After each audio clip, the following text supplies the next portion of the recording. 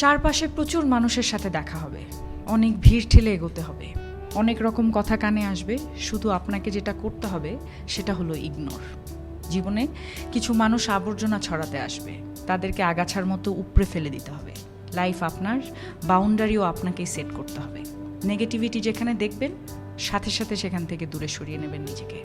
শুনতে খারাপ লাগলেও আপনার কাছের অনেক মানুষ আপনাকে খারাপ দেখতে চায়। তারা চায় সহানুভূতি নামক মলমের তলে একটু কাটা ঘায়ে নুন ছেটাতে। আপনি সিম্পলি সেই সুযোগটাই দেবেন না। অযথা তর্কে যাবেন না, বোঝাতে যাবার কোনো প্রয়োজন নেই।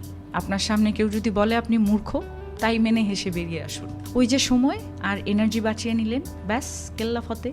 যে যা বলছে শুনে নিন, আর মুচকি হেসে শির দ্বারা সোজা করে নিজের সিদ্ধান্তটা নিজেই নিন। যারা নিজের সিদ্ধান্ত নিজে নিতে পারে তারা আসলে জীবন চেনে, বোঝে।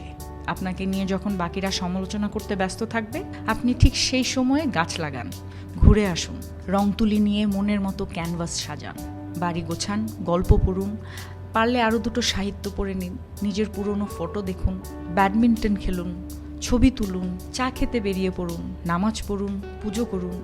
মোট কথা, তাদের কথায় রিয়্যাক্ট করবেন না একদমই।